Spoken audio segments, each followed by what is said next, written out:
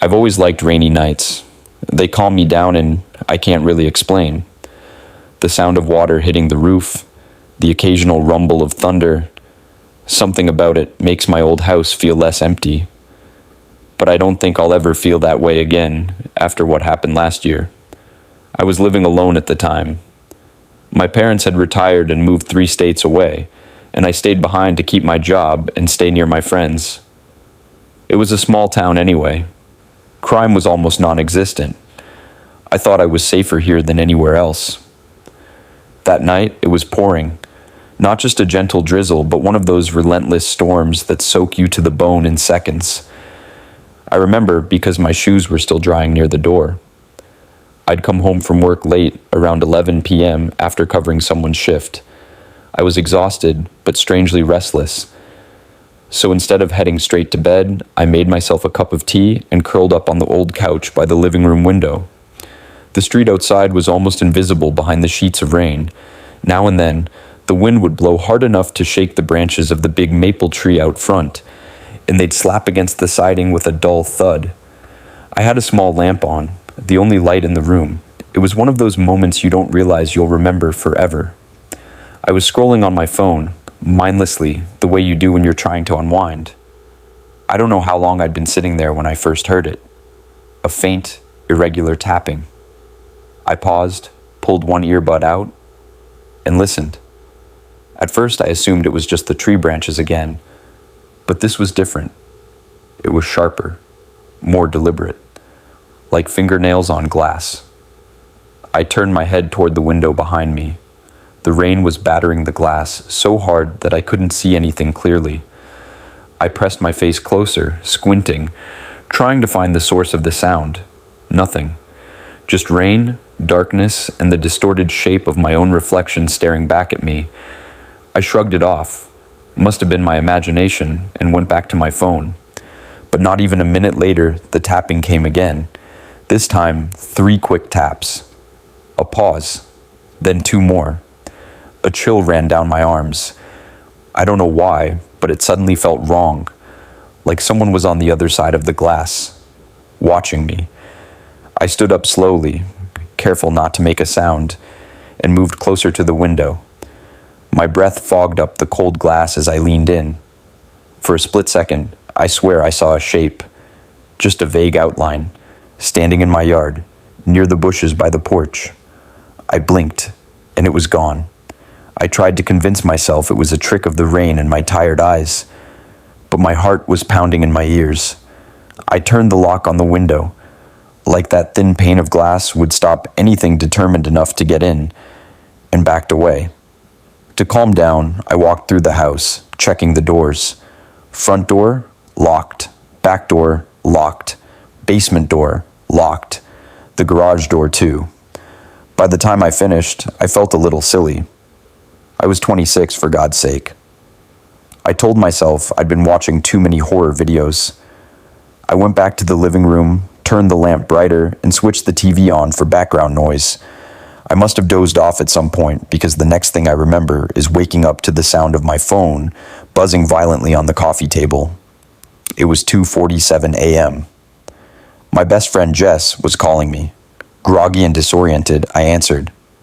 "Hey, what's up?" I whispered, my voice cracking. There was static on the line at first, then her voice came through, urgent and shaky. "Are you okay?" I frowned. "Yeah? Why?" Are you at home?" "Of course. Jess, what's going on?" She hesitated, then she said something that made my stomach twist. "I just got this weird call. It sounded like someone was in your house. They were whispering your name, over and over. Then the line went dead. My mouth went dry. I stood up so fast my leg cramped. Are you messing with me? Because it's not funny." "I swear to God I'm not. Do you want me to come over? Or call the cops?" I looked around the room, every shadow suddenly feeling like it was breathing. "No, just hold on." I muted the TV and listened. For a few seconds, all I could hear was the storm outside. Then, faintly, from somewhere deeper in the house, I heard it. A floorboard creaked. I covered the phone with my hand to muffle my breathing. My eyes darted to the hallway that led to my bedroom and the basement door just beyond it. The sound came again. Slow, careful footsteps on the old wood. "Jess," I whispered into the phone. "Someone's in the house." She swore loudly. "I'm calling 911. Hide, now." She hung up before I could argue. My mind was racing. I looked around for something, anything to defend myself with. The only thing within reach was the heavy ceramic mug I'd left on the coffee table. Pathetic. I tiptoed toward the hallway, pressing my back against the wall near the corner. The footsteps had stopped. Silence stretched out so long I thought I might have imagined it all. Then, the basement door squeaked open. Whoever it was, he'd been hiding down there the whole time. I felt a wave of nausea hit me as I realized how close they must have been when I was checking the doors earlier. The only thing I could think of was to run. The front door was 20 feet away. If I could make it outside, maybe I could scream for help, or run to my neighbor's house. I held my breath and counted to 3. 1, 2, 3. I bolted. My feet pounded the floor as I lunged for the front door, fumbling with the lock. Behind me, I heard a sharp intake of breath, someone exhaling right in the hallway. I didn't dare look back. I yanked the door open so hard it banged against the wall. Cold rain blasted my face as I stumbled out onto the porch. I slipped on the wet wood and landed hard on my side, my hip screaming in pain. But adrenaline forced me up. I half ran, half limped through the front yard, my bare feet splashing through puddles. I didn't look back until I reached the streetlight at the end of my driveway. Standing in my doorway was a man, tall, thin, his face hidden by the shadow of his hood. He didn't chase me, he just stood there, watching me through the downpour. Blue and red lights turned the corner a minute later. I collapsed when I saw them. The police asked me the same questions over and over as I sat shivering in the back of the patrol car. I could barely answer. My teeth were chattering, half from the cold rain soaking through my hoodie, half from pure shock. They kept their voices calm, but I could see it in their eyes. They didn't know if they'd find anyone still inside. 2 officers, both young, one with a mustache, he probably thought made him look older, drew their guns and stepped into my house. The other cop, a woman with kind eyes but a firm grip on my shoulder, stayed with me. She kept telling me to focus on her, to breathe. I wanted to watch the door, but she blocked my view on purpose. I think she knew I'd panic if I saw anything. It felt like hours, but it was probably less than 10 minutes before one of the younger cops came back out. He holstered his gun, but didn't look relieved. He said something into his radio, then turned to the woman next to me. "No one in there. We checked every room, attic to basement. Must have slipped out when she ran." I heard myself laugh, a dry, humorless sound that didn't feel like it came from me. But I saw him. He was right there. He watched me run. The cop avoided my eyes. "Ma'am, there's muddy footprints all through the basement and kitchen. He was definitely here. We'll check the neighborhood, okay? But for now, you need to come down to the station and make a full statement." They didn't let me go back inside. They wouldn't even let me grab dry clothes or my phone. They wrapped a scratchy blanket around my shoulders, loaded me into another squad car, and drove me away from the only home I'd ever known. I sat under the harsh fluorescent lights of the small-town police station, wrapped in that stupid blanket. My hair dripped onto the cheap linoleum floor. The woman officer, her name was Officer Reeves, handed me a styrofoam cup of instant coffee that tasted like burnt water, but I held it anyway just to keep my hands busy. Every so often, someone would come in and ask me to repeat everything. "What did you see? What did you hear? Had you seen anyone suspicious earlier that day? Did you know anyone who might want to scare you? Did you lock your doors?" The more I told the story, the more unreal it sounded to me. A shadow in the rain, footsteps in the dark, a basement door creaking open. The kind of things you tell yourself can't actually happen in real life. But they did. Around dawn, Jess showed up. She looked like she hadn't slept in days. hair tied up in a messy bun, mascara smudged under her eyes. She pushed past the front desk and wrapped me in a hug so tight I couldn't breathe. "Jesus, you look like shit," she said, laughing through tears. "Thanks," I croaked. My voice was nearly gone. She pulled back to look me in the face. "You're staying with me, non-negotiable. I'm not letting you back in that house alone until they catch that freak." I didn't argue. I was too tired to fight her on it. The cops drove us back so I could pack a bag. The sun was up now, but the sky was still gray and spitting drizzle. They had strung bright yellow crime scene tape across my front door. Seeing it made something deep inside me break. 2 officers escorted me inside while Jess waited in her car. My living room looked untouched, except for the damp footprints smeared across the hardwood. They'd left muddy streaks on the baseboards, little reminders that someone had been here, moving freely while I slept. I grabbed the essentials, clothes, phone charger, my old teddy bear I hadn't touched in years, but suddenly couldn't leave behind. When I stepped back out, Jess was waiting with the passenger door open. She gave me that look, the one that said, "I told you living alone was a bad idea." I didn't have the energy to joke back. As we pulled away, I stared at my house in the rearview mirror. It didn't look like home anymore. It looked like a crime scene. For the next week, I stayed at Jess's apartment. She had a tiny place above a nail salon, loud and drafty, but I didn't care. I slept on her lumpy pull-out couch with the TV on all night. The police called me every day with updates that weren't really updates. No prints, no suspects, no signs of forced entry. One officer gently suggested maybe I'd left a window unlocked. I hung up on him. Meanwhile, the storm didn't let up. It rained for days, constant drizzle, sometimes heavy enough to rattle the window panes of Jess's apartment. At night, every gust of wind made me jump. Every creak of the building made my heart race. Jess did her best to keep my mind off it. She dragged me out for coffee, made me binge reality TV, even tried to get me drunk one night, but I couldn't swallow more than half a beer. My appetite was gone. My sense of safety was gone. I kept asking myself the same question. Why me? Why my house? Why my quiet street in a town where break-ins were unheard of? It didn't make sense. One night, about 10 days after it happened, I woke up to the sound of water dripping. It was faint, but steady. Tap, tap, tap. At first, I thought it was raining again. I sat up, blinking in the dark living room. The TV screen was black, but the soft hum said it was still on. Jess was asleep in her bedroom with the door cracked open. I rubbed my eyes and listened. The drip didn't sound like rain. It was too close. I got up, wrapping the blanket around my shoulders like armor, and padded toward the small kitchenette. The faucet was off, the sink was dry, but the drip continued. I followed it step by step until I realized it wasn't coming from the kitchen. It was coming from the front door. My stomach flipped. I turned on the entryway light. On the doormat was a small puddle of water, fresh, clear, dripping from above. I looked up.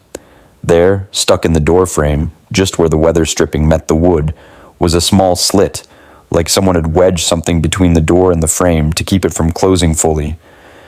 My brain couldn't make sense of it at first. Then it hit me like ice in my veins. The door hadn't been locked properly. I glanced over my shoulder at Jess's closed bedroom door. My mouth went dry. Then I heard it. The floorboard near her room creaked. It's strange what your brain focuses on in a moment like that. For me, it wasn't fear at first. It was embarrassment. I remember thinking Jess is going to kill me if I wake her up, and it's nothing. But that single creak of the floorboard was enough to drown out every rational thought. I crouched low, my heart hammering so hard it hurt. I could feel it thumping in my neck, in my temples. I scanned the living room. Nothing moved. The TV cast a faint bluish glow that made the shadows dance. Then I heard another sound. Not a creak this time, a whisper. It was so soft I thought I'd imagined it. But then it came again. I didn't even know what it was trying to say. It sounded like someone dragging their breath through their teeth. I backed up until my shoulders hit the wall. I reached for my phone in the pocket of my hoodie, but of course I'd left it charging next to the couch. 10 feet away. Might as well have been a mile. I forced myself to move, inch by inch, keeping my eyes locked on Jess's bedroom door. It was open just a crack, not enough to see inside, not enough to see who or what was in there with her. My fingers brushed the edge of my phone just as something inside the room thumped, loud enough to make Jess groan in her sleep. I didn't think. I ran to her door and flung it open. Jess shot upright in bed, eyes wide, just as I flipped the light switch. "What the hell?" she started, but then she saw my face and stopped. I couldn't speak. I just pointed to the corner behind her open closet door. At first, neither of us saw it. Then the closet door moved, just an inch. And from the gap, a face appeared. It was worse than any nightmare because it was real. A man, pale, with a scraggly patch of beard and sunken eyes, staring at us like an animal caught in a trap. He didn't move. He just looked at us, breathing hard, his eyes darting from me to Jess and back again. Jess screamed. I don't even remember doing it, but I grabbed the nearest thing, her bedside lamp, and hurled it at him. The man flinched but didn't run. He pushed the closet door wider, forcing himself out. He was so thin I could see the outline of his ribs through a torn shirt. He smelled like wet dirt and old sweat. I grabbed Jess's wrist and dragged her out of bed. We stumbled into the hallway, nearly tripping over each other. Behind us, I heard him mutter something, a hoarse, broken whisper I couldn't understand. We didn't stop. Jess fumbled with the chain lock on her door, cursing through sobs. I glanced back just once. He was standing in her bedroom doorway now, head tilted, watching us like we were a puzzle he hadn't figured out yet. The chain slid free.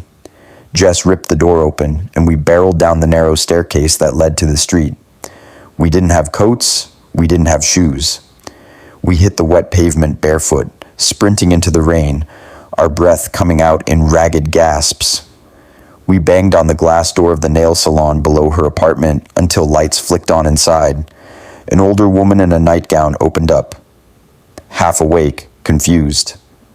But when she saw our faces, she didn't ask questions. She ushered us in, locked the door behind us, and called the police while we huddled together on the salon chairs, dripping rainwater onto the pink linoleum. It took the police less than 15 minutes to sweep Jess's apartment. This time, they found him. He hadn't run. He hadn't fought. He was sitting on the floor of her closet when they dragged him out, muttering to himself, eyes glazed over like he didn't see the cops at all. When they cuffed him, he laughed. Jess clamped her hands over her ears, but I heard it. It didn't sound human. The next few hours blurred together. Police, statements, more coffee I didn't drink, a paramedic checking my pulse and telling me I was in mild shock.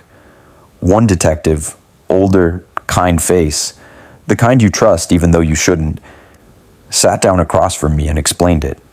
The man they caught didn't have an ID on him. They thought he might be a drifter, maybe squatting in abandoned houses or garages around town. He'd been living in my basement for weeks, coming up at night, taking food, watching me sleep. When I moved in with Jess, he must have followed me, broken in the first night and hid, waiting. Waiting for what? They didn't know. The detective said he'd probably been sick for a long time, mentally, physically. He was filthy, malnourished. But that didn't make it better. It made it worse.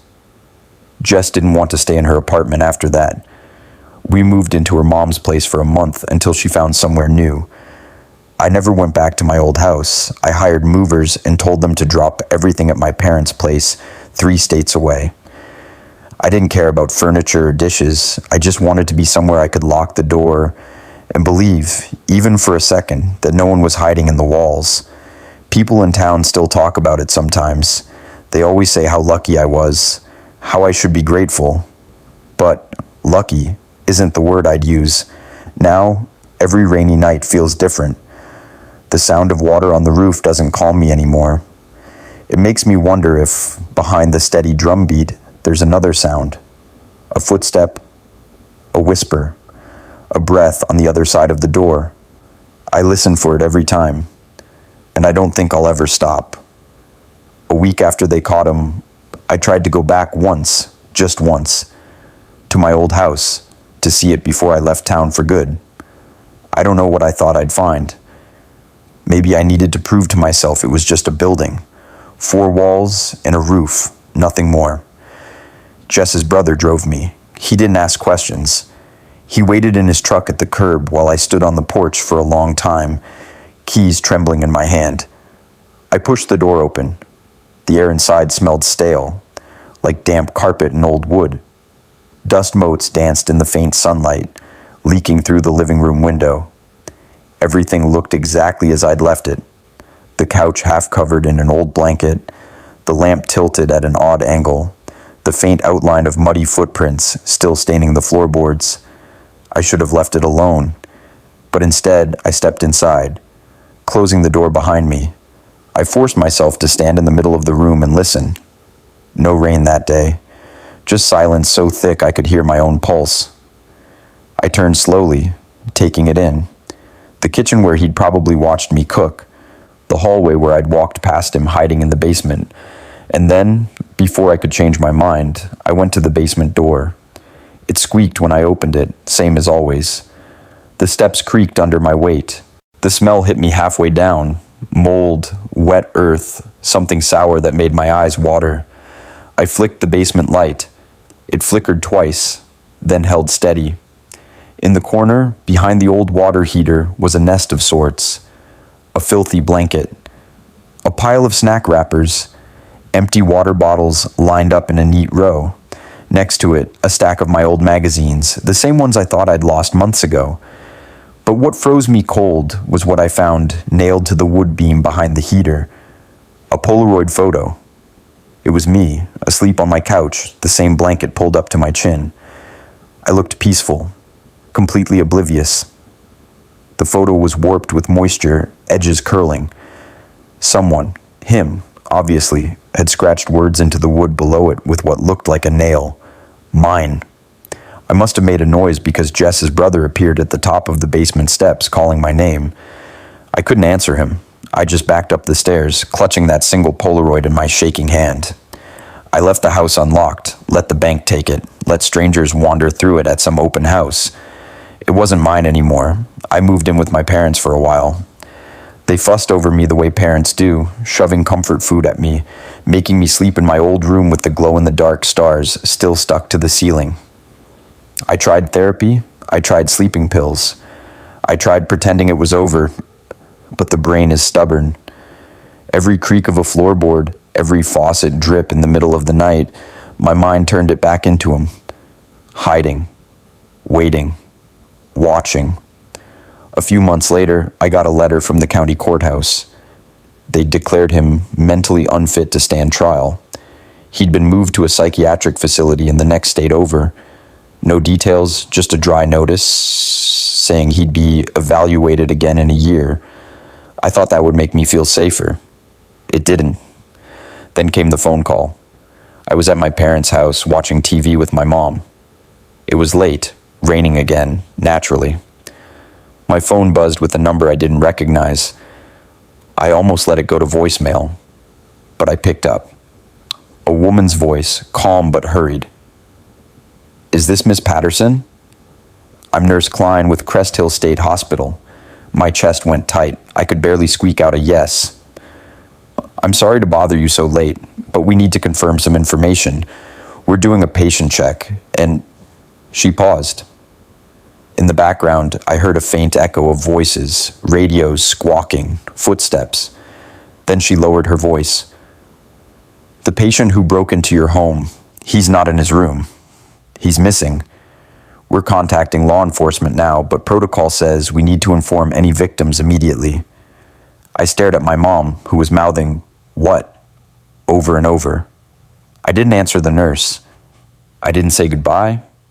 I just ended the call and walked upstairs to my childhood bedroom. I locked the door for the first time in 20 years. That was 3 months ago. They never found him. Crest Hill insists he probably died in the woods nearby. A man that sick, they said, couldn't survive long on his own, but no one has found a body.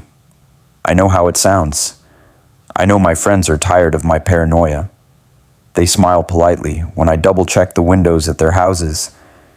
They roll their eyes when I call in the middle of the night, asking if they heard something outside. They think I'm broken. Maybe I am, because every rainy night I lie in bed, wherever I am, and I listen. And sometimes, over the pounding of rain against the roof, I swear I hear it. A whisper in the hallway, a floorboard creaking under careful feet, a voice rasping my name, like a promise I can't escape. It's been a year since the first night it happened, a year since I learned how thin the walls really are between safe and hunted, between normal and never normal again. Most nights, I can convince myself it's over. I tell myself he's gone. I repeat the facts like a mantra. He was sick. He escaped the hospital. He couldn't have survived the winter. The police would have found him if he'd come near me again. And yet, I still jump every time the wind rattles the windows. I still see him in my dreams, standing at the foot of my bed, head cocked to one side, smiling like he knows something I don't. I moved halfway across the country to a busy city. I chose a second-floor apartment, deadbolt locks, a new security system. I don't tell my neighbors why I triple-check the door every night. I don't tell them about the Polaroid I keep hidden in my sock drawer, the one I stole from the basement before I abandoned that house. Sometimes I look at it.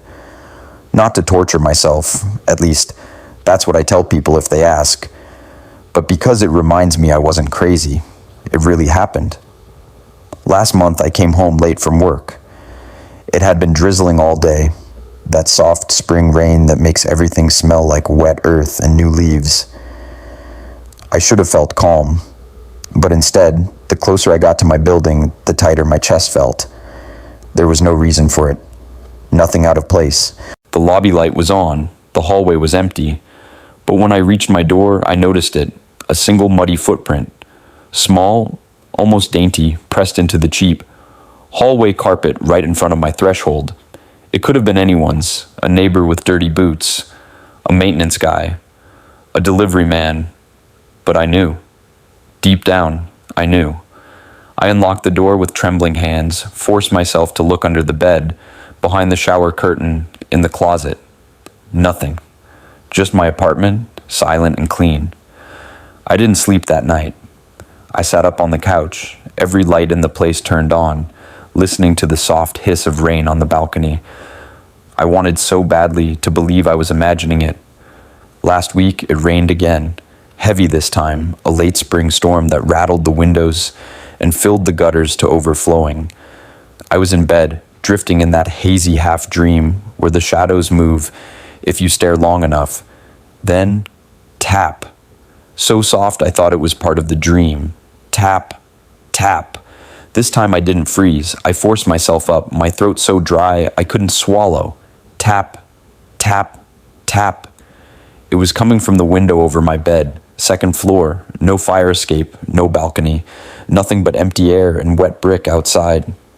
I stood at the edge of the bed, too close, my heart thrumming in my wrists. I didn't want to look. God, I didn't want to look. But I knew I would. I drew back the curtain with shaking fingers. For a heartbeat, all I saw was my reflection, pale and wide-eyed. Then I saw the shape behind the glass, a smear of a face, a flash of teeth in the rain, fingernails scraping gently down the window pane. I stumbled backwards so hard I hit the dresser. My phone was in the other room. My legs refused to move. Tap, tap, tap.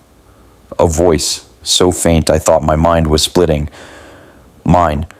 The next thing I remember is the police pounding on my door. A neighbor had heard me screaming. They found nothing outside. No sign of forced entry. No footprints in the muddy flower beds beneath my window. Just the condensation from the storm, trickling down the glass. They told me it was stress. That maybe I fell asleep and dreamed the whole thing. I didn't argue. I nodded, let them reassure me, promised I'd see my therapist more often. But when they left, I checked the window again. There, barely visible in the condensation, were streaks in the shape of handprints. Long, thin fingers dragging down the glass, over and over, until the rain washed them away. It's raining again tonight. I can hear it on the roof, steady as a heartbeat. I'm sitting on the floor by my front door, every lock bolted, every chair pushed up against it. I have a knife in my hand, my phone in the other. People ask why I don't move again, why I don't change my name, why I don't run farther. I don't bother explaining anymore. Because you can't outrun something that lives inside your head. And maybe deep down, I know he never really left. Maybe he never will. So I sit here, listening, to the rain, to the tap, tap, tap, and I wait for him to whisper my name, him to